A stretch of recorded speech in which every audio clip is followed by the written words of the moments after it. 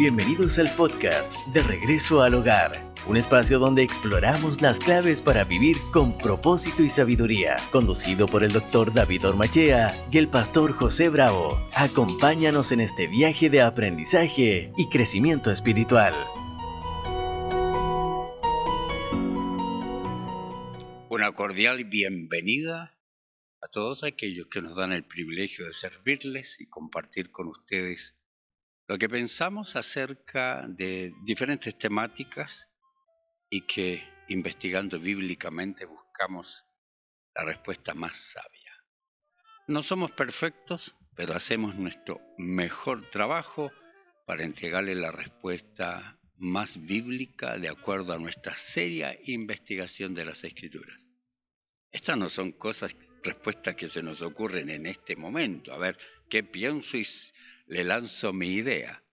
Estas son respuestas que han sido pensadas para poder entregar una respuesta que sea bíblica y a la vez profesional, definiendo profesional como el que entrega pasos prácticos basados en la biología, la anatomía, la mente del individuo y también su vida espiritual. Bienvenidos todos y también bienvenido a mi querido Pastor José Bravo. Gracias, mi querido pastor. Como siempre, es un agrado estar con toda nuestra audiencia que nos escucha en distintas partes del mundo, de Chile, porque somos el mejor país de Chile. Ese es un meme que hay acá. Es un meme de chileno de una niña que sale y dice, sí, nosotros somos el mejor país de Chile. Quedamos en el capítulo anterior hablando acerca de si Dios perdona cualquier pecado o hay límites para el perdón de Dios. Antes de conectarnos de inmediato con la segunda parte de ese capítulo, quiero contarle una historia personal. Estaba recién en el ministerio pastoral. La iglesia estaba quebrada, totalmente quebrada, y llegan unos jóvenes a la iglesia, adolescentes, que habían asistido antes a la iglesia cuando la iglesia estaba a cargo de mi papá cuando él era el pastor y la iglesia estaba llena. Ahora vuelven a la iglesia después de unos meses y encuentran la iglesia vacía. Estaba totalmente vacía la iglesia, habían dos personas y ellos se sientan y dicen, ¿qué pasó acá? Y ahora el pastor es otro, no entienden nada de lo que está pasando, pero se acercan al lado mío y me dicen, pastor, ahora que usted es el nuevo pastor, nosotros nos vamos a quedar con usted hasta que la iglesia esté llena. Y comenzamos a trabajar, a evangelizar, a vender brazos de reina, había que pagar los gastos de la iglesia, a vender completos, a hacer ventas en la iglesia, puerta a puerta para poder sostener la iglesia, y la iglesia efectivamente creció y se llenó. Un día quiero ir a ver a uno de los muchachos, luego de una jornada de trabajo, recuerdo siempre fue un día sábado, llego a la esquina de su casa y veo un montón de autos en la esquina de su casa. Dijo, no voy a pasar porque debe tener visita. Toda la familia, habían autos que yo conocía. Vengo a casa. Un rato después llega un familiar de él y me dice, pastor, vengo a anunciarle que este joven se quitó la vida. Para mí fue impactante porque fue un joven que trabajó conmigo, fue un estado de shock, pero luego viene la pregunta, ¿se fue al cielo o no se fue al cielo? ¿Se salvó o no se salvó? Toda su familia de credo pentecostal, y cuando llegué donde ellos, lo primero que me dijeron es, se fue al infierno. Habían hermanos cantando con estudiantinas, cantando, y cantaban con una cara larga porque en el concepto de ellos absolutamente ese muchacho estaba en el infierno. Luego los familiares pidieron que obviamente el que dijera algunas palabras fuera yo, porque había sido el pastor de él, y yo termino diciendo, no sé dónde está, no les puedo decir dónde está, no puedo afirmar que lo que ustedes dicen es cierto. Yo creo que la misericordia y la gracia de Dios se extiende más allá de lo que ustedes creen. Yo no lo voy a mandar ni al cielo ni al infierno porque no me toca a mí esa tarea. Eso fue una experiencia muy dolorosa para mí. Con escasas herramientas teológicas yo llegué a esa conclusión. Con escasas herramientas teológicas. Y terminamos el podcast pasado hablando acerca del suicidio. Y usted dijo algo de esto. Nadie se muere arrepentido de todos sus pecados. Y tuvimos que parar ahí porque se nos fue el tiempo, pero yo quedé así como, ese facto está, pero de aquellos que lo voy a escribir seguro en mis redes sociales este día. Ya, aunque una persona sepa que va a morir dentro de poco y traiga sus mejores recuerdos, la mente humana nunca olvida nada, pero no todo podemos traerlo al recuerdo. Explíqueme eso, por favor. Ya, la mente humana es como una computadora llena de información. Todo lo que vivimos está grabado. Cuando nosotros llegamos al conocimiento de Cristo y somos nuevas criaturas, nada de nuestra memoria se borra. Entonces, si una persona antes de morir confiesa todos sus pecados, sin lugar a dudas, existen pecados que no se acuerdan. Wow. Es imposible, porque una mala mirada, el saber hacer lo bueno Y ese es lo malo. y no hacerlo, es pecado. Así que por eso mi afirmación de que nadie muere habiendo confesado y arrepentido de todos sus pecados. Todos tenemos algo. Entonces, hablemos un poquito. El nuevo concepto también de la eutanasia, que está unido, ¿cierto?, al suicidio. Hay un principio que yo tengo, seguramente tú lo tienes, si quieres lo lees allí. La eutanasia y el suicidio son actos prohibidos por Dios, porque solo el autor de la vida tiene derecho de iniciarla y quitarla. Correcto. Mira, me encanta lo que dice el profeta Jeremías. Yo sé los planes que tengo para ustedes, dice el Señor. Son planes para lo bueno y no para lo malo, para darles un futuro y una esperanza. Dios es el que planifica toda nuestra vida. El ADN es eso. El ADN es la información genética que Dios puso en cada individuo y que ya la tiene desde la concepción. Por eso que el aborto es un pecado. Porque la persona termina con una vida, no termina con una parte de su cuerpo. Así que el ADN es la información genética que describe todo lo que vamos a hacer. Ahora, otra escritura que me gusta dice, y estoy convencido de que nada podrá jamás separarnos del amor de Dios. Ni la muerte ni la vida, ni ángeles ni demonios, ni nuestros temores de hoy ni nuestras preocupaciones del mañana. Ni siquiera los poderes del infierno pueden separarnos del amor de Dios. Ningún hecho, nada en toda la creación jamás podrá separarnos del amor de Dios que está revelado en Cristo Jesús. Nuestro cuerpo también, el apóstol dice a los Corintios, es templo del Espíritu Santo. Así que tienes que cuidarlo, no tienes derecho a destruir el cuerpo, tu cuerpo, porque es templo del Espíritu Santo. ¿Eso indica mala alimentación?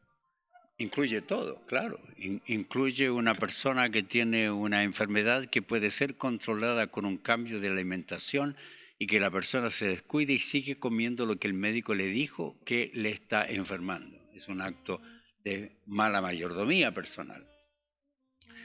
La Biblia no menciona explícitamente la eutanasia, pero basado en el estudio de la verdad y del fundamento en toda la ética bíblica, podemos determinar con toda claridad que la eutanasia y el suicidio van en contra de la santidad de la vida, que son actos de rebelión contra quien, como dijiste en el principio, es el único que tiene la autoridad para iniciarla o para terminarla.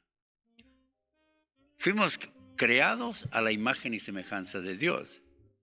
Así que la eutanasia es querer ocupar el lugar de Dios y querer yo pedir a un médico que termine con mi vida porque estoy sufriendo. O yo mismo inyectarme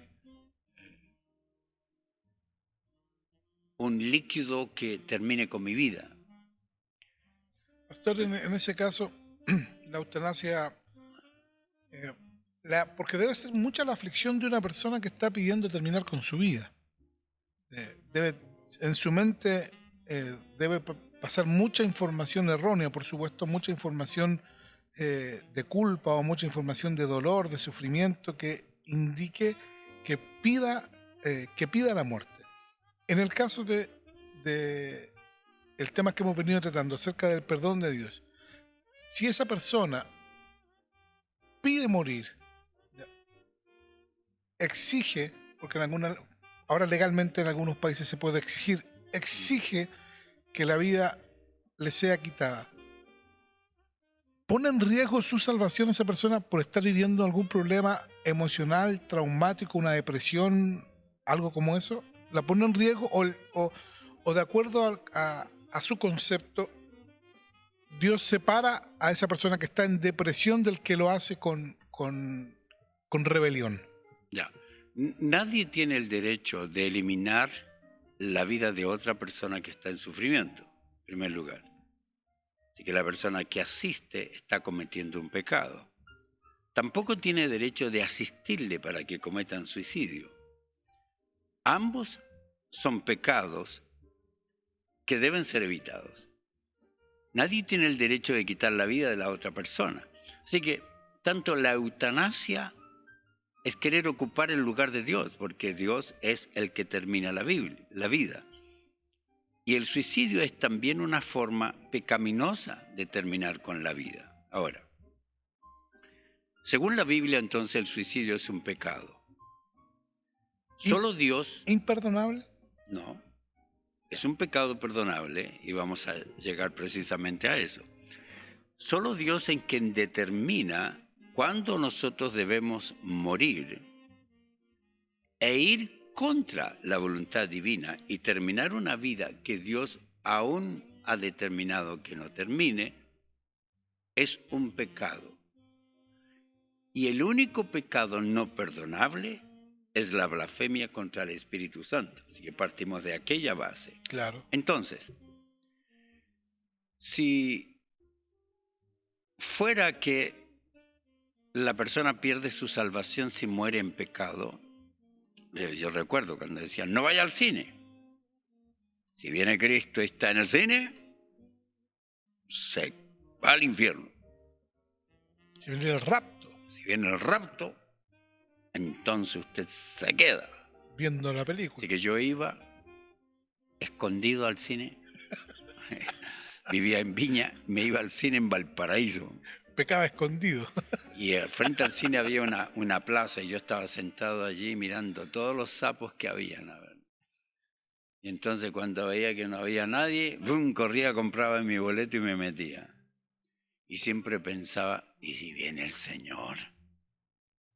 Y yo decía, ojalá venga en el intermedio, porque en ese tiempo había un intermedio. En el intermedio que uno salía a comprar algo. No existe pecado que Dios no perdone, a excepción de, como hemos explicado, la blasfemia con el Espíritu Santo, que no la puede cometer un creyente, la comete una persona que no llega a ser creyente precisamente porque blasfemia contra el Espíritu Santo. Lo rechaza. Lo rechaza. Entonces, hay algunas realidades que nosotros tenemos que comprender. Toda persona puede vivir una crisis que le conduce a una temporada de angustia no soportable, que le puede motivar a creer que el suicidio es una opción aceptable. Todos podemos vivir a eso. Recuerda que estábamos enseñando en la iglesia acerca de la depresión, en uno de los cursos que dimos en Chile, en Fortaleza en Cristo, y allí enseñé que Moisés quiso morir, Elías quiso morir, Jonás quiso morir. ¿Por qué? Porque los estados depresivos eran tan grandes que le llevaron a pensar en la muerte. Así que a todos nos puede pasar. Yo también pensé en la muerte cuando pasé por un serio estado depresivo, cuando estaba a punto de graduarme en la universidad, estaba súper estresado. El estrés extremo mantenido por mucho tiempo puede llevar a una persona a tener pensamientos depresivos. Y en esos momentos la persona puede pensar en la muerte, puede querer morir y aún puede intentarlo. Segundo, es responsabilidad de toda persona detectar las crisis que está experimentando. Pero ¿cómo, pastor, una persona puede detectar la crisis por el estado anímico, por el estado emocional?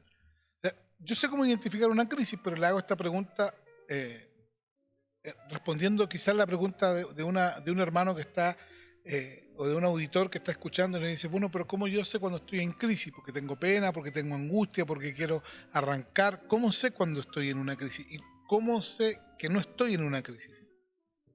Ya, hay crisis circunstanciales. Murió un familiar, está herido un hijo. Son crisis circunstanciales. Todos las vivimos.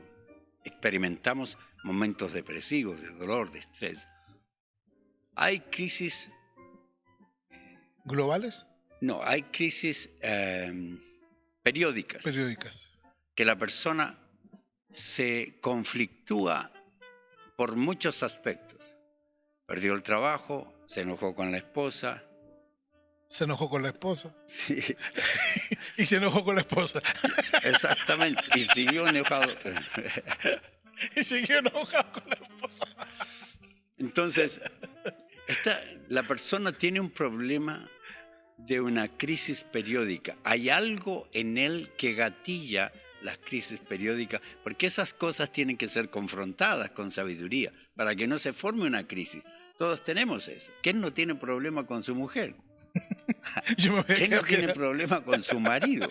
Imagínate. Entonces, pero la persona tiene que aprender a enfrentar esas crisis. Si no aprende a enfrentar las crisis, va a vivir con una periodicidad de crisis que no son saludables. La acumulación de aquellas crisis va a provocar un estrés más serio. Ya, pero ¿es la acumulación de la crisis o la acumulación de la crisis no resuelta? La acumulación del estrés producido por la crisis no resuelta. Ya.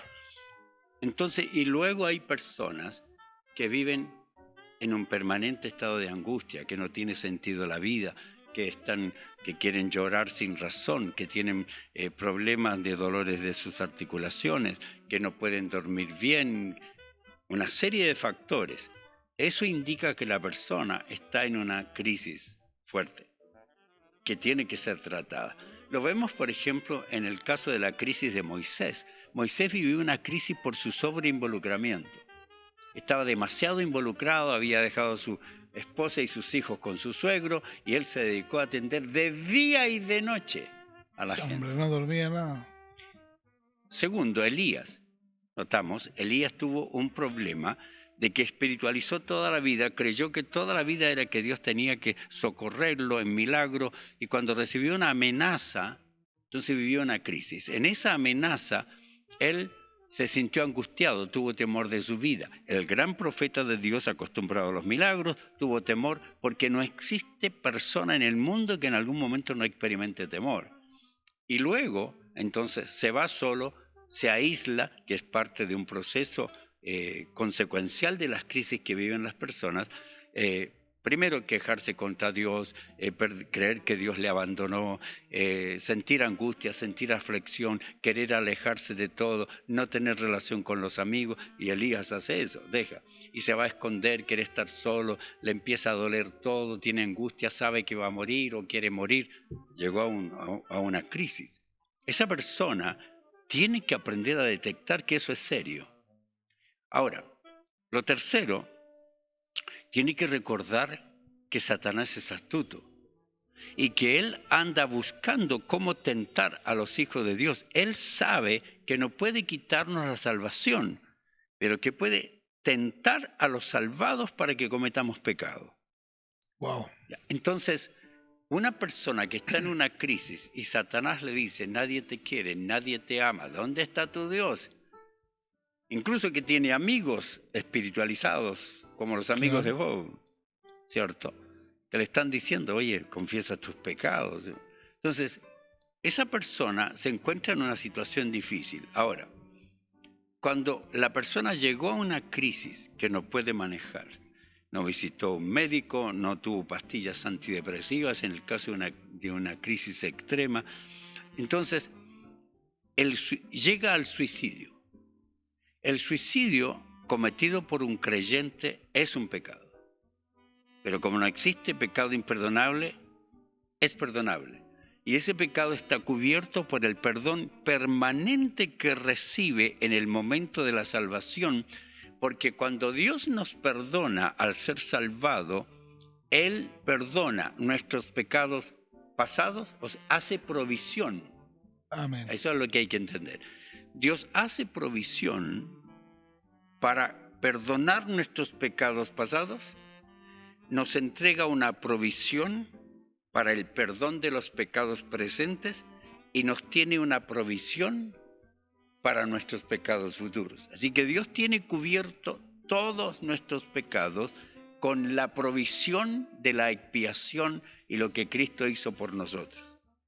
Entonces, yo llego, me suicido, cometí un pecado. Entonces la persona dice, murió en pecado. Ok. Y es cierto eso. Es cierto, murió Es cierto, en pecado. murió en pecado. Ya, pero no te olvides mi afirmación. Nadie muere sin pecar. O sea, todos murieron en pecado. Ya.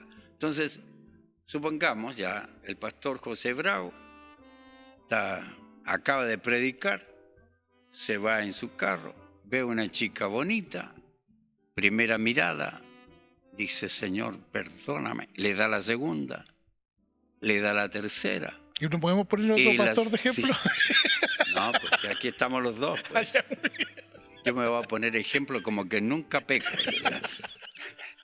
Y entonces le da la tercera, le da la cuarta y le sigue mirando y ¡bum! Se estrelló y murió. ¿Perdió su salvación? No.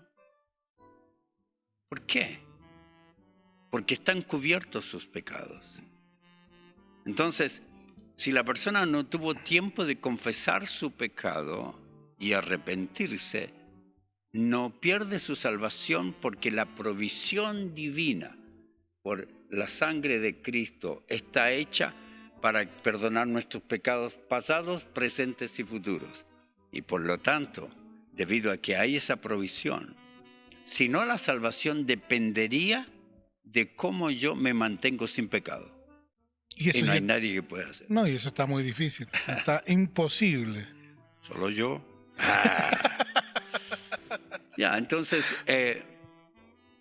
no solo es un pecado la persona que se suicida, no solo comete pecado, además es un acto irresponsable que provoca lamentablemente el dolor y un terrible conflicto en los seres queridos. Por lo tanto, la responsabilidad de todo creyente es que cuando experimente crisis, cuando experimente situaciones que traen a su mente los pensamientos suicidas, busque la ayuda, busque la orientación de pastores que conocen sobre la temática para que no sean cargados por un mal consejo que le provoque una mayor angustia en vez de una solución a los problemas emocionales y psiquiátricos que la persona está experimentando. Claro, porque además una mala teología lo que hace es carga emocionalmente a la persona de una sensación de pecado imperdonable. Claro. Y además la persona, además de vivir con su crisis, ahora nosotros le sumamos otra nueva crisis a su pensamiento. Recomendaciones para personas que estén en un momento como ese. Yo recuerdo, pastor, haber experimentado hace años atrás una crisis emocional muy fuerte que no la enfrenté con las herramientas que tenía. Seguro hoy día lo haría mejor. Bueno, también hoy día no enfrentaría esa crisis. Pero yo experimenté insomnio. Y es terrible vivir con insomnio. Es terrible porque uno no puede dormir, intenta y no puede, despierta a cada minuto. Es terrible vivir con eso. ¿Tu esposa se llama Insomnio? Es de apellido Insomnio. No te deja dormir. Y además dije, es terrible vivir con insomnio. Usé las dos palabras. Es terrible, pero cuando busqué ayuda de un pastor, el pastor me exorcizó. El pastor me dijo, no, esto es una lucha espiritual, es una batalla espiritual que tienes que dar y no y ahora mismo es una guerra espiritual, así que ven acá conmigo. Y me tuvo, como sabía que yo tenía insomnio y no iba a dormir, me estuvo orando como una semana de noche y haciendo batalla espiritual, pues y te reprendo en el nombre de Dios, Satanás, que no me deja dormir, que me atormentas. Pero yo tenía insomnio, o sea, también venía de una carga emocional fuerte, había enfrentado muchos problemas en mi inicio pastoral, en mi vida familiar, matrimonial. Estaba cargado de mucho estrés, y me tenían, además, por la noche con con la carga, y puede que la palabra esté bien utilizada, creo, carga, porque me sumaban esa angustia de es una batalla espiritual y es un espíritu que tienes que reprender ahora, y si mañana no duermes es porque la noche anterior no le gané. Entonces es buscar ayuda de personas apropiadas, de personas preparadas, y no resistirse a la ayuda de un psicólogo cristiano y de un psiquiatra, que es la parte donde la iglesia no quiere no quieren ayudas profesionales de psicólogos y psiquiatras, y hago la diferencia en que sean cristianos porque entienden también el mundo espiritual. Indudable que puede existir un ataque satánico en la persona, pero hay que ver qué es científicamente lo que está provocando el insomnio, primariamente. Hay personas que tienen insomnio porque están tomando una medicina que le afecta. Entonces, primero científicamente, si hay una guerra espiritual no es problema, se puede realizar, pero si en mi guerra espiritual no vencí el problema, no significa que tengo que seguir luchando de la misma manera hasta que lo venza, porque tal vez es una enfermedad que tiene que ser tratada. Así que una buena combinación de la confianza en Dios, de saber reprender a Satanás y va a huir de nosotros, no va a huir por la cantidad de gritos que le demos, sino por nuestra confianza en Dios y nuestra declaración de que estamos cubiertos por nuestro Señor Jesucristo y su Espíritu Santo, y luego la responsabilidad personal. Creo que las tres cosas son claves. Muchas gracias, mi querido pastor. Llegamos al final de este nuevo capítulo de nuestro podcast De Regreso al Hogar. Compártanos en las redes sociales. Busque ahí en redes sociales David Ormachea, página web davidormachea.org. Tiene mucho contenido. Y busque también mis redes sociales, José Bravo en Instagram, Consejo de Familia en TikTok y en Facebook como José Bravo. Muchas gracias por acompañarnos. Gracias, mi querido pastor. Hasta el próximo capítulo de nuestro podcast De Regreso al Hogar. Gracias, mi querido amigo. Hasta nuestro próximo programa.